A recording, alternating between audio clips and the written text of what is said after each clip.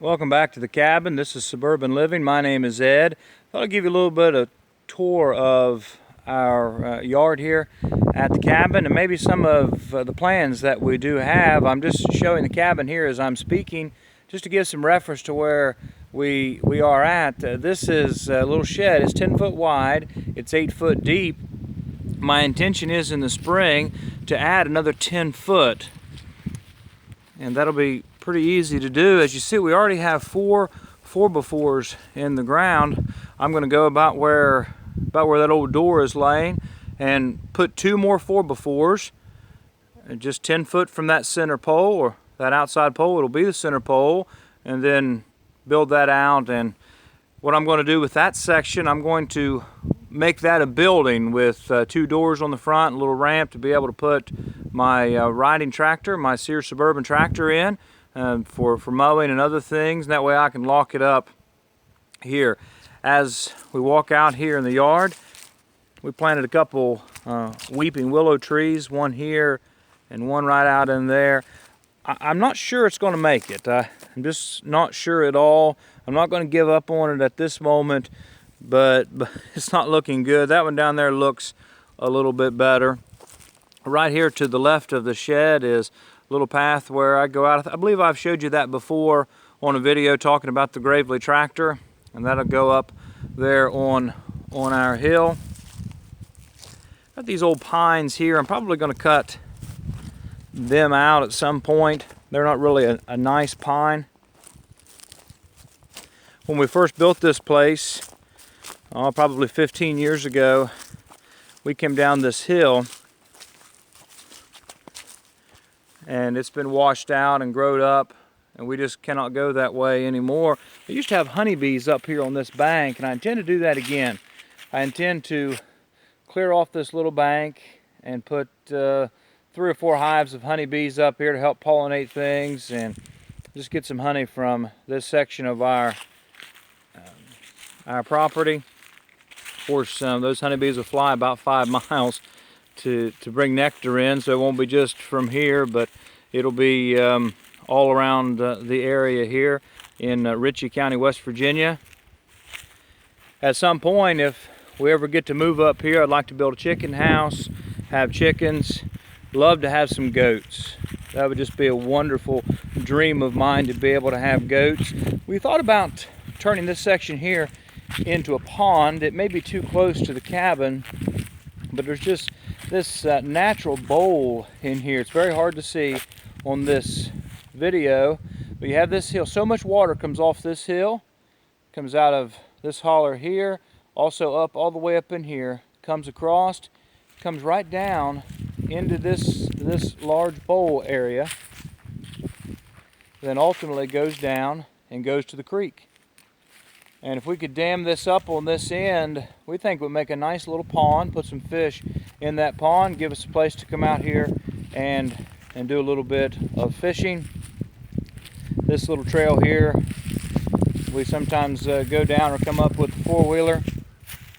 These trees are walnut trees. Walnut trees send some kind of a poison out into the ground. Now grass and weeds and things like that will grow, but if you look around at a walnut tree, as all these in fact down through here are walnuts, you usually don't see too many other trees growing real close to those walnut trees.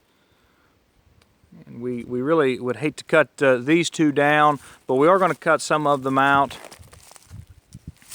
Here in this place we have 2. This one is there, kind of leaning and just beside the bigger tree. We'll probably end up cutting that out this year.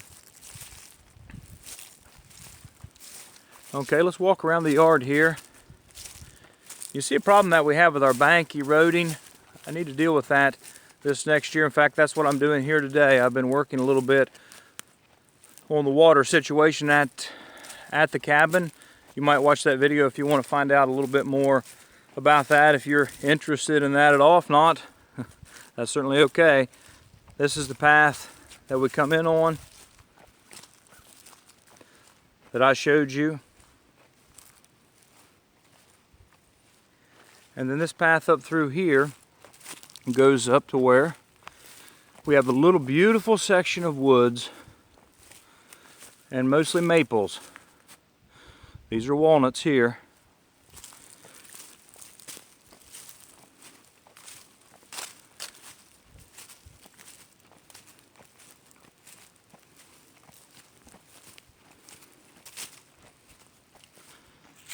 Now this opens up into, it's not flat, but it's just really pretty here all the time.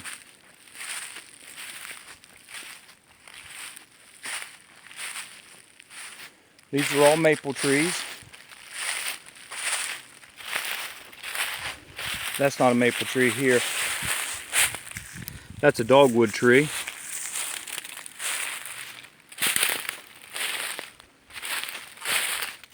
These are maples. Maple.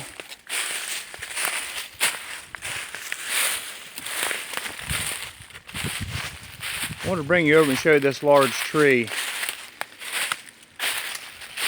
If this tree could talk. I'm going to try not to get too close. Something my dad taught me a long time ago is to watch out for widowmakers. Widowmakers are exactly what they sound like. They're a dead hanging branch from a tree. If that came out, it would just be instant death if it hit you in the head. You see this big large section that fell out. This is probably the biggest tree that we have on our property, and it overlooks this nice area over here.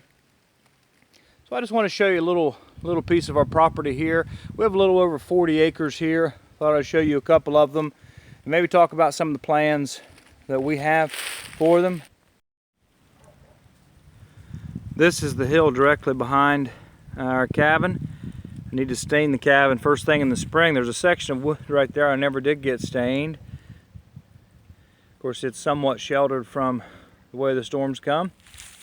Also on this bank, I planted last year this pear tree. Went to a yard sale and I asked the guy, I said, how much is that pear tree? And he said, oh, do you want that? I said, well, maybe. And he said, you can just have it. So I brought it here and I planted it on this bank.